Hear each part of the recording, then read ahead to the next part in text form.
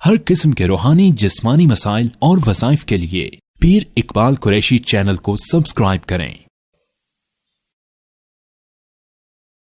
الشیطان الرجیم بسم اللہ الرحمن الرحیم قالوا حرقوه وانصروا آلهتكم ان كنتم فاعلین قلنا یا نار کونی بردا وسلاما علی ابراہیم صدق اللہ العظیم۔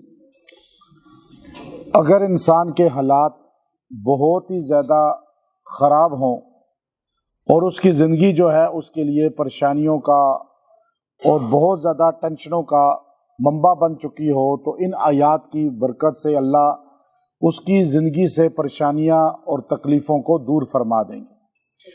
اور اگر کسی کو بخار بھی نہ ٹوٹتا ہو اور بہت زیادہ شدید بخار ہوتا ہو، بار بار ہوتا ہو، تو بخار کو ختم کرنے کے لیے اور اس سے چھٹکارے کے لیے یہ آیت کریمہ تیر بہدف شاہ عبدالعزیز رحمۃ اللہ علیہ نے فرمائی ہے۔ اب ابراہیم علیہ السلام کو اللہ تعالیٰ نے جو معجزہ عطا فرمایا، اس معجزے کا اس آیت میں اظہار ہے، اور ایسا معجزہ جو اس سے پہلے ایسا رونما نہیں ہوا۔ بعد میں اللہ رب العزت نے امت محمدیہ کو نبی کریم صلی اللہ علیہ وسلم کی نبوت کی برکت سے انبیاء سابقین کے معجزات کا کچھ نہ کچھ حصہ عطا فرمایا ہے۔ اب دیکھیے، ابراہیم علیہ السلام نے کلمہ حق کہا، اور جب انسان کلمہ حق کہتا ہے اور حق بات پہ ڈٹا رہتا ہے تو اللہ کی مدد اس کے ساتھ شامل حال ہو جاتی ہے، چاہے مخلوق اس کے ساتھ ہو یا نہ ہو، چاہے معاون اس کے مخلوق بنے یا نہ بنے، لیکن اللہ کی مدد کیسے آتی ہے یہ اللہ نے اس آیت کے اندر ہمیں بتایا۔ آج لوگ جو ہے مادی طاقت کو دیکھتے ہیں، قوت کو دیکھتے ہیں کہ میں تب بات کروں ڈٹ کے میرے ارد گرد کوئی لوگ ہوں، میرے معاون ہوں۔ اب یہ سوچ کر جب بندہ چلتا ہے تو پھر اللہ کی مدد اس کے ساتھ نہیں آتی۔ ابراہیم علیہ السلام نے کس طرح بتوں کو توڑا اور قوم کی ہدایت کے لیے ان کے ساتھ مناظرہ کیا مباہلے کی شکل میں، تو قوم کو کہا کہ آپ یہ بت جو ہے جن کو آپ اپنے ہاتھ سے بناتے ہیں، یہ اپنی حفاظت نہیں کر سکتے، وہ تمہاری کیسے حفاظت کریں گے؟ تو قوم اس پر سمجھ جاتی کہ یہ کچھ بھی نہیں ہے، یہ تو سارے کے سارے جو ہے خود عاجز ہیں، خود محتاج ہیں۔ لیکن قوم نے آپ کی دلیل کا جواب نہیں دیا، اور آپ کو دلیل کا کوئی جواب دینے کے وہ قابل بھی نہیں تھے۔ جب دلیل کا جواب نہیں دیتے تو پھر مار کٹائی اور جنگ و جدل پہ بات آ جاتی ہے، قتل و غارت پہ آ جاتی ہے۔ دلائل سے بات کرنے والے کم لوگ ہیں، اور آج کل کے دور میں دلائل والے لوگ تقریباً بہت ہی کم ہیں، ناپید ہیں۔ آج کل مناظرہ نہیں ہوتا بلکہ مجادلہ ہوتا ہے۔ مناظرہ یہ ہوتا ہے کہ آپ اسے حل عندکم دلیلا، وہ آپ سے پوچھے گا کہ آپ کے پاس کوئی دلیل ہے، آپ اسے دلیل دیں، وہ ایک دم سمعنا و اطعنا کہے، یہ ہے مناظرہ۔ لیکن یہاں تو آپ اسے دلیل ایک دیں گے، وہ آگے سے کہے گا نہیں میں اس کو نہیں مانتا۔ بھائی آپ دلیل دو نا کہ رد کرو اس کا، پھر وہ کہے گا دوسری دلیل دو، آپ دوسری دیں گے، وہ کہے گا میں اس کو بھی نہیں مانتا۔ جب آپ دلیل دیتے دیتے انبار لگائیں گے تو وہ گالیوں پہ آ جائے گا، اور آج آپ مناظروں میں آپ دیکھیں کیسے گالیاں ہوتی ہیں، مناظر ایک دوسرے کو گالیاں دے رہے ہوتے ہیں۔ میں بابا چلاسی رحمت اللہ علیہ کی خدمت میں بیٹھا ہوا تھا، بہت پرانی بات ہے، تو بابا چلاسی رحمت اللہ علیہ علم لدنی کے ماہر تھے، اللہ نے علم 6 زبانوں پہ عبور دیا ہوا تھا، تو آپ بولتے تھے تو علماء آپ کے ساتھ، کوئی عالم آج تک آپ کے ساتھ بحث نہیں کر سکا، آپ کے ایسے دلائل لکھنا نہیں جانتے تھے، لیکن عربی، فارسی، پشتو، اردو، چلاسی 5 زبانوں میں قادر الکلام شاعر تھے، اور قرآن و حدیث کو شاعرانہ انداز میں پیش کرتے تھے۔ اور مولانا غلام اللہ خان رحمۃ اللہ علیہ، بلکہ مجھے بڑے بڑے ہمارے اکابر ان کی خدمت میں جاتے رہے، تو مجھے ایک دن کہنے لگے، میں ابھی وفات سے چند عرصہ پہلے میں گیا تو میرے ساتھ 3 گھنٹے، وہ میرے پاس پوری ریکارڈنگ ہے 3 گھنٹے کی، بابا علم بہار ہے، علم کے دریا۔ تو وہ مجھے کہنے لگے وہ غلام رسول میرے پاس آیا تھا، تو میں نے کہا غلام رسول کون حضرت؟ تو کہنے لگے وہ نہیں جو نوجوان تھا غلام رسول. میں نے کہا حضرت غلام رسول کون سا نوجوان؟ تو کہنے لگے وہ جو دیوبند سے بہت بڑے شیخ المعقول والمنقول تھے، پھر جامعہ اشرفیہ میں آ کر وہ شیخ الحدیث بنے اور بفا میں ان کی قبر ہے. میں نے کہا وہ شیخ الحدیث دیوبند، وہ تو ہم تو پیدا ہی نہیں ہوئے تھے تو وہ دنیا سے چلے گئے. تو وہ آپ کہہ رہے.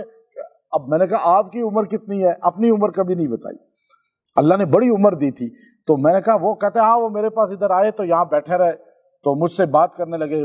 مجھے پھر لمبا ایک قصہ سنایا. پھر کہنے لگے وہ قاضی احسان اللہ شجاع آبادی، اور وہ 1950 میں ہے. پھر کہا مولانا غلام اللہ خان. پھر کہا وہ جو احمد سعید تھے وہ میرے پاس آئے، وہ ایک ملتان کے تھے. تو پھر مجھے واقعات سناتے، سب کے نام لیتے. یعنی آپ دیکھیے کہ بڑے بڑے علماء ان کے پاس جاتے تھے، اور ہمارے وہ اکابر جن کو ہم نے شاید کبھی دیکھا ہی نہیں ہے، ہم ان کے نام سے ان سے محبت کرتے ہیں. تو مجھے کہتے تھے تمہیں میں اس لیے پسند کرتا ہوں کہ تم جو ہے توحید بیان کرتے ہو. بلکہ جب وہ فوت ہوئے تو جو ٹوپی سر پہ تھی ان کے، تو ان کے بڑے بیٹے نے اور چھوٹے بیٹے دو بڑے سارے مجمع کے سامنے میرے سر پہ رکھ دی کہ یہ بابا جی نے آپ کے لیے دی تھی. کہا یہ آپ کو یاد کرتے رہتے تھے. حالانکہ وہ بہت بڑے آدمی تھے، ہم تو بہت چھوٹے ہیں، لیکن بڑی محبت کرتے تھے مجھ سے. تو میں جو ہے نا آپ دیکھیے کہ ہاں وہ میں ان کے پاس بیٹھا تھا تو مولانا منظور مینگل صاحب دامت برکاتہم العالیہ تشریف لائے. تو مولانا منظور مینگل صاحب بھی آپ سے بیعت ہوئے، بڑی محبت. مفتی تقی عثمانی صاحب کے جو بہنوئی تھے جو 1960 یا 70 میں فوت ہوئے، وہ بابا چلاسی کے پہلے خلیفہ تھے. مجھے مولانا عبد المجید ندیم شاہ صاحب میری گاڑی میں بیٹھے ہوئے تھے فرنٹ سیٹ پر، تو یہاں آ رہے تھے بیان کرنے کے لیے شب برات کا. تو جمعہ بھی یہاں پڑھایا ماشاءاللہ. بڑی میرے سے محبت تھی حضرت کی، وہ ٹائم ان سے لینا بڑا مشکل کام ہوتا تھا. تو مجھے یہاں ایک سال میں 3 بار بیان کا ٹائم دے دیا. اور مجھے کہنے لگے کہ گاڑی میں بیٹھے ہوئے کہ یہ بابا چلاسی نے آپ کو خلافت دی. میں نے کہا حضرت دی ہے، بس خود ہی محبت فرماتے ہیں کہ کہہ دیا مجھے. کہنے لگے مجھے 1970 میں خلافت دی تھی. مولانا عبد المجید ندیم شاہ صاحب کہہ رہے ہیں. تو آپ خود سوچئے بابا چلاسی کیا علم. تو مولانا منظور مینگل صاحب سے پوچھا کہ کیا کرتے ہیں، تو ان کے شاگرد نے بتایا حضرت مناظر ہیں بہت بڑے. یہ بہت پرانی بات ہے. تو پاپا نے کہا مناظر کیا ہوتا ہے؟ کہا جی وہ جو بحث کرتے ہیں نا، کہا وہ تو مجادلہ ہوتا ہے. وہ تو لڑائی ہے آج کل.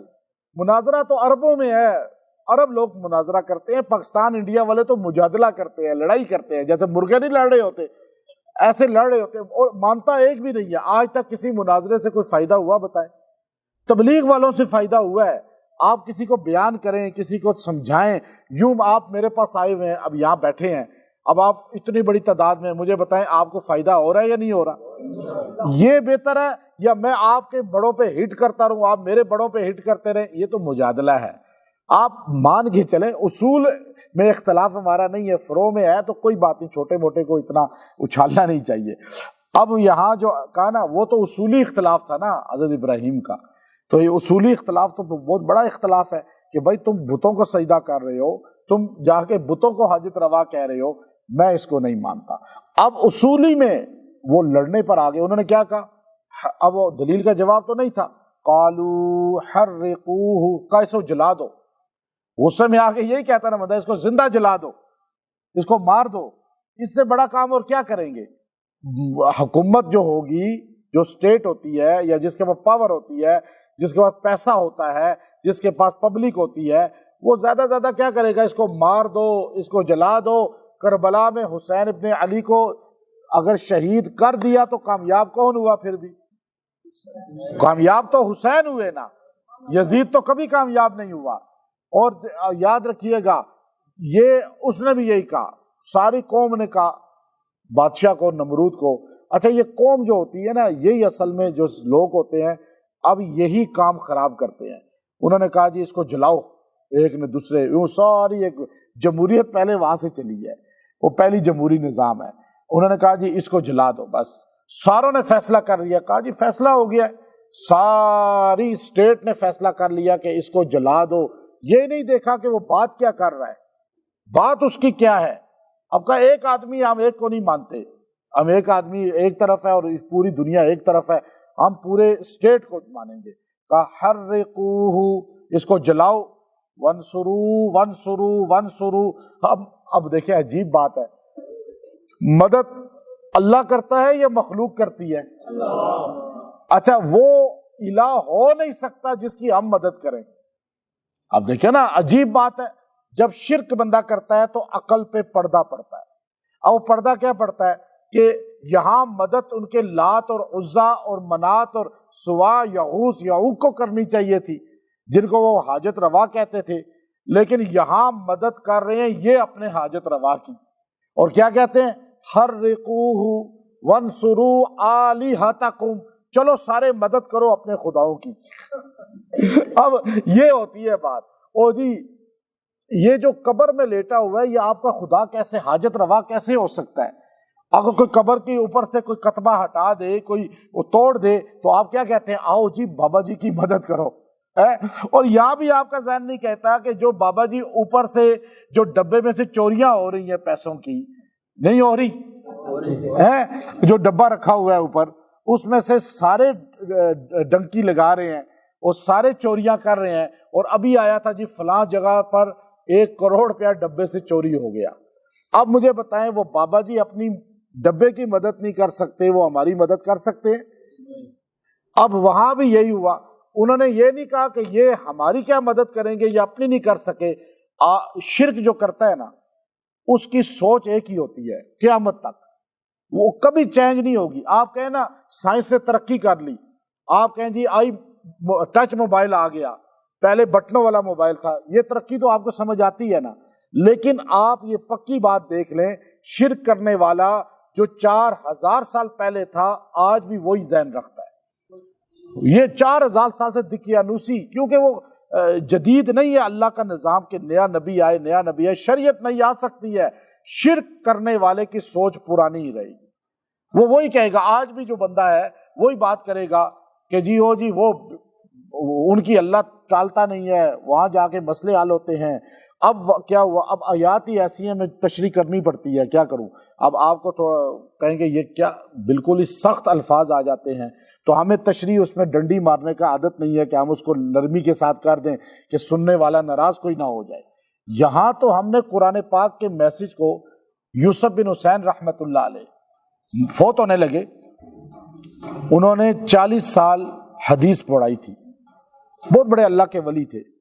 جب انتقال کا وقت آیا تو کہنے لگے یا اللہ میں پیش نہیں کرتا آپ کے سامنے کہ میں نے 40 سال تیرے نبی کی حدیث پڑھائی ہے، قرآن پڑھایا ہے، کہ وہ اخلاص سے پڑھایا ہو سکتا ہے اس میں دکھلاوا آ گیا ہوگا، لیکن ایک دعویٰ میرا پکا ہے یا اللہ کہ میں نے تیرے پیغام اور تیرے نبی کے پیغام مخلوق تک پہنچانے میں کوئی خیانت نہیں کی، تو مجھے اس امانت داری پہ موت ایمان کی دے دے۔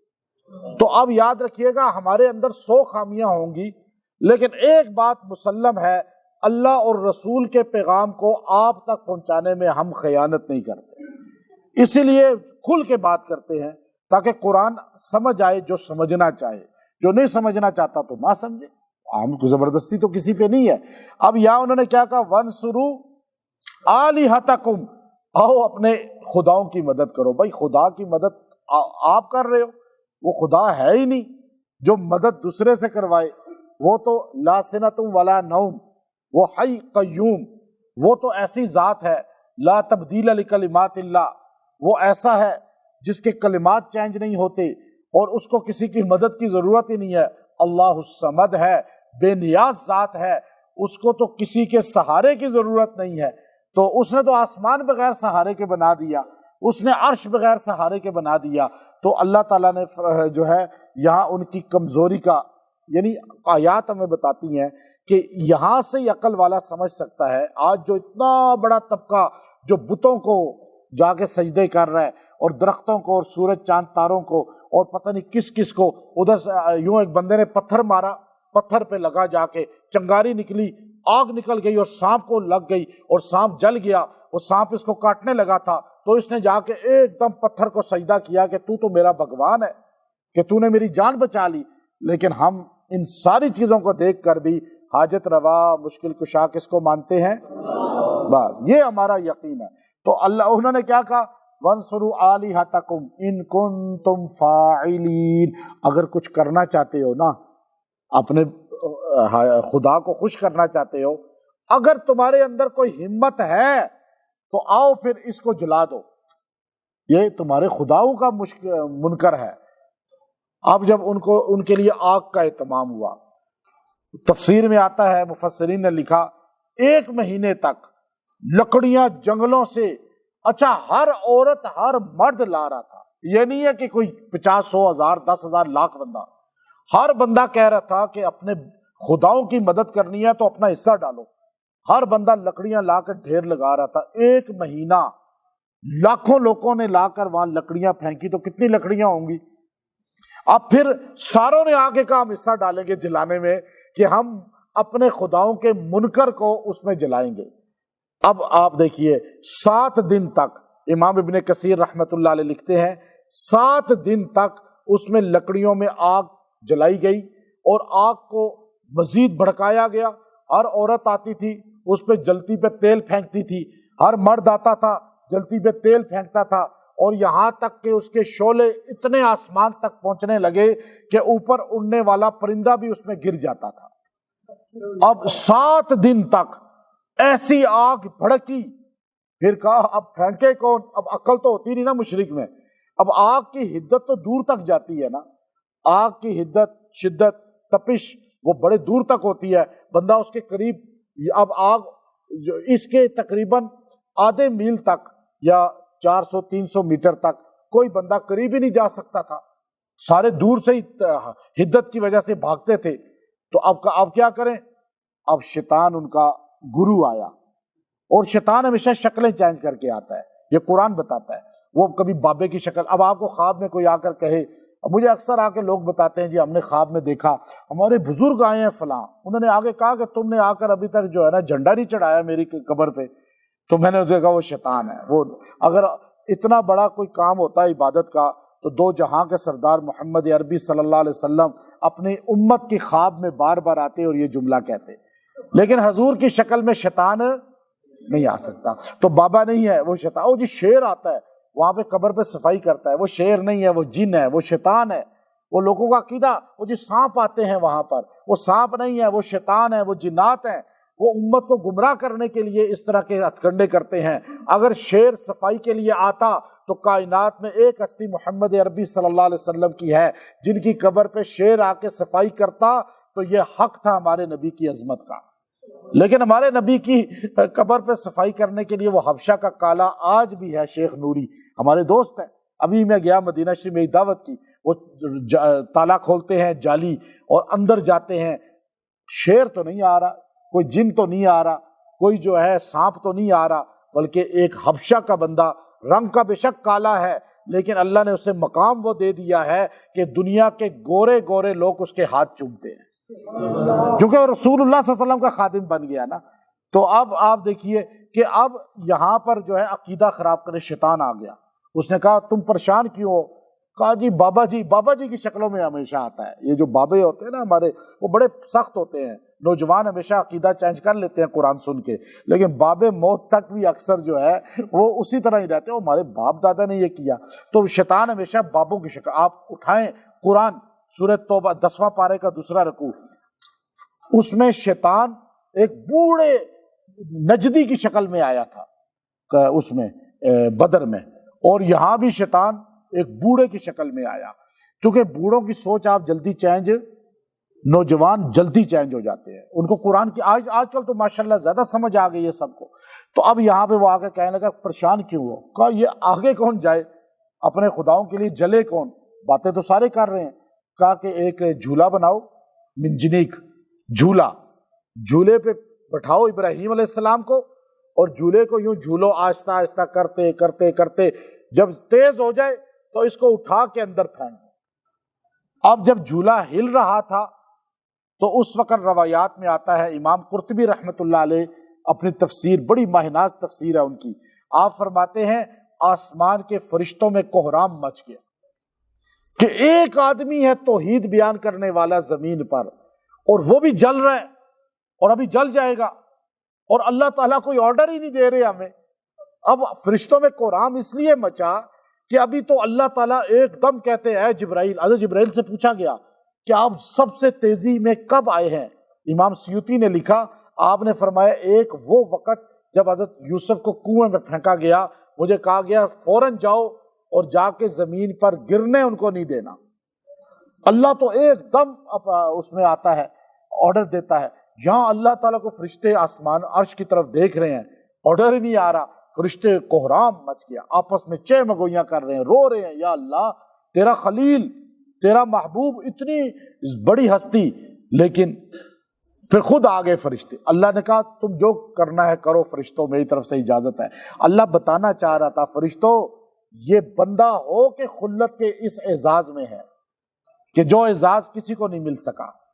اب وہ فرشتے آگے، ایک حضرت جبرائیل خود آئے اور جھولے میں ہل رہا ہے، جھولا سامنے آ گئے، یہ جھولا ہل رہا ہے۔ اب سما دیکھیں، اور یہ ترکی میں، اب یہ شام کی طرف جائیں تو یہ جگہ موجود ہے ابھی بھی، تو اب وہاں پر جو ہے انہوں نے اس کو یوں پھینکنا شروع کیا، تو حضرت جبرائیل نے کہا فرشتے آگے ساتھ، ہم سارے معاونین ہیں، اے ابراہیم آپ کو ہماری مدد کی ضرورت ہے؟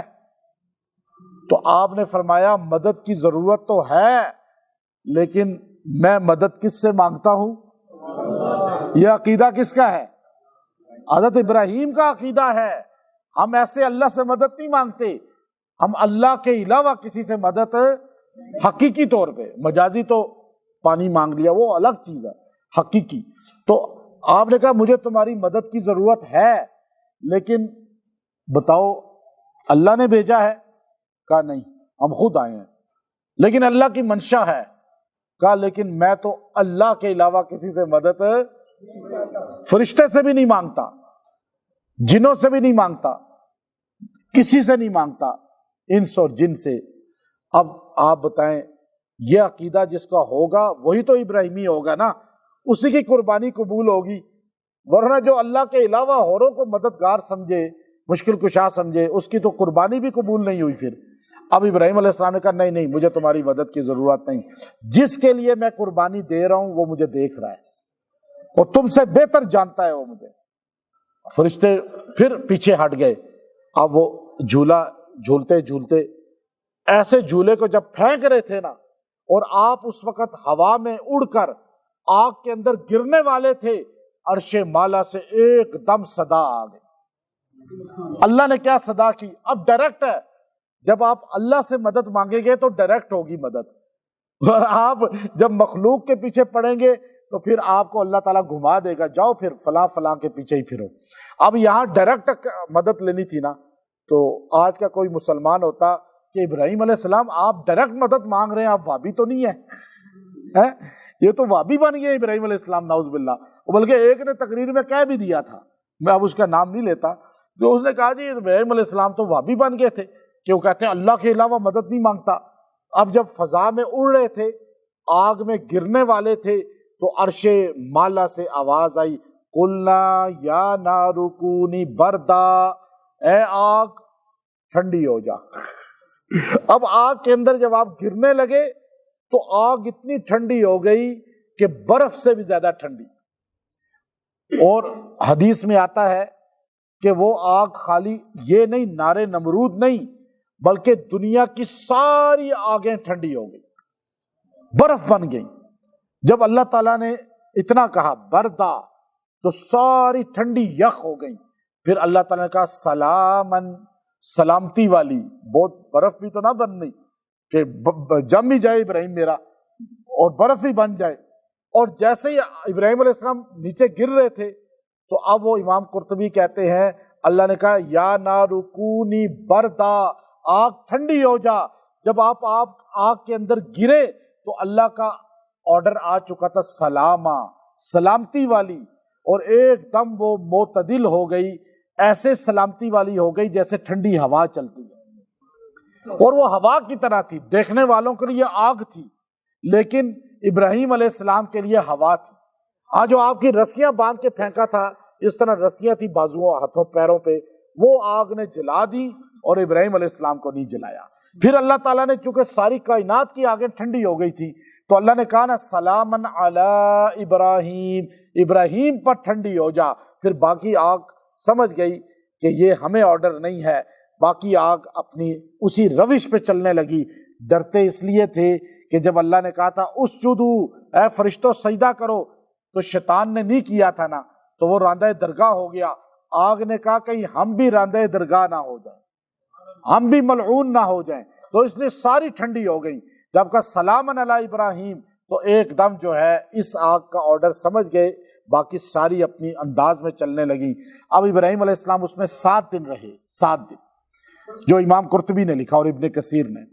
مختلف روایتیں، کسی نے 40 دن بھی لکھا، لیکن زیادہ قول صحیح 7 دن ہے۔ آپ سے انگور کا درخت بھی اندر لگ گیا، پانی کا چشمہ بھی چل گیا۔ باہر والے سمجھ رہے تھے وہ جل رہے ہیں، لیکن وہ اندر موج میں تھے۔ اب جو دیکھے نا، آپ کو جو دیکھے گا وہ کہے گا یہ تو اندر پھنسے ہوئے ہیں مسجد میں، ایسا ہی ہوتا ہے نا، لیکن آپ یہاں پہ انجوائے کر رہے ہیں، اللہ تعالیٰ سکون دے رہا ہے۔ ایک چٹخارے لے رہا ہوتا ہے، کباب کھا رہا ہوتا ہے، سی سی کر رہا ہوتا ہے، اسپائسی ہوتا ہے نا، تو سی سی کر رہا ہے، تو دیکھنے والا ناک سے پانی نکل رہا ہے، آنکھوں سے پانی نکل رہا ہے، اور بار بار پانی بھی پی رہا ہے۔ دیکھنے والا کہے گا کتنی تکلیف میں ہے۔ یہ تکلیف میں ہوتا ہے یا مزے میں ہوتا ہے؟ وہاں ابراہیم علیہ السلام مزے میں تھے، اور جو اللہ والے ہوتے ہیں نا وہ ایسے ہی مزے میں ہوتے ہیں۔ دیکھنے والوں کی نظر میں تو وہ کٹ رہے ہوتے ہیں، مر رہے ہوتے ہیں، وہ ایسی مصروفیت ہوتی ہے، لیکن اللہ انہیں سکون دے رہا ہوتا ہے۔ تو اب یہاں پر اللہ رب العزت نے حضرت جو تھے ابو مسلم خولانی رحمت اللہ علیہ، ان کو اسی طرح اسود انسی نے آگ میں پھینک دیا تھا۔ جب وہ آگ میں پھینکے گئے تو یمن میں خدائی کا دعویٰ کیا آپ نے نہیں مانا، انہوں نے آگ میں جا کر یہی پڑھا، اے اللہ تو نے ان پہ گلے گلزار کی تھی، میں بھی انہی کا نام لینے والا ہوں، لیکن تیرے خاتم النبیین کا امتی ہوں۔ اور یہ جملہ کہا، اللہ نے آگ کو البدایۃ والنہایہ کے اندر ابن کثیر لکھتے ہیں کہ آگ ٹھنڈی ہو گئی، گلے گلزار ہو گئی۔ جب آپ مدینہ آئے، اپنا گدھا باندھ رہے تھے، آپ مدینہ آئے ہیں پہلی مرتبہ، آپ تابعین میں سے ہیں، اور حضرت عمر رضی اللہ کے زمانے میں، تو آپ جب مدینہ آئے، حضرت عمر رضی اللہ کو اندر مسجد میں لیٹے ہوئے تھے، کسی نے کہا کہ ابو مسلم خولانی آئے ہیں، تو آپ نے کہا وہ ابو مسلم، آپ اندر سے دوڑے بغیر چپل کے اور جا کے آپ کو گدھا باندھتے ہوئے ایک دم یوں پکڑا اور آپ کا ماتھا چومتے ہوئے کہا اللہ کا شکر ہے، اللہ نے اس امت کے اس فرد کی ہمیں زیارت کرائی جس پر ابراہیم علیہ السلام کی طرح آگ کو ٹھنڈا کیا گیا تھا۔ تو یہ جملہ اتنا طاقتور ہے۔ اگر آپ کی زندگی میں جہنم بن چکی ہے، ٹینشنیں، پریشانیاں، مصیبتیں ختم ہی نہیں ہو رہی، تو آیت 69 ہے، یہ سورہ انبیاء 69 نمبر آیت، قلنا یا نار کونی بردا وسلاما علی ابراہیم، 313 بار ایک مہینہ پڑھیں، دعا کریں، اللہ تعالیٰ زندگی سے وہ آگ، وہ جہنم، وہ تپش، وہ لڑائی، وہ جھگڑے، وہ غربت، وہ ساری ٹینشنیں، جس طرح وہاں آگ گلے گلزار ہوئی، یہاں آپ کی زندگی گلے گلزار ہو جائے گی۔ اور یہ بڑا طاقتور ہے۔ یہ ابو مسلم خولانی رحمۃ اللہ علیہ امام التابعین ہیں، انہوں نے گدھے کو بھی دعا کر کے زندہ کرایا تھا، ان کے بڑے کرامات ہیں۔ تو اب آپ دیکھیے کہ اس جملے نے اللہ نے ان کو کیسے یہ کرامت عطا فرمائی۔ پھر جس کو بخار ہو، بخار ٹوٹتا نہ ہو، بچوں کو اکثر ہو جاتا ہے، تو آپ بخار والے کو یہ 33 بار دم کر کے پھونکیں، دھتکاریں اور پانی پہ دم کر کے پلائیں، 3 دن میں انشاءاللہ جڑ سے بخار ختم ہو جائے گا۔ تو اللہ تعالیٰ نے اس میں بڑی طاقت رکھی ہے۔ وآخر دعوانا ان الحمد للہ رب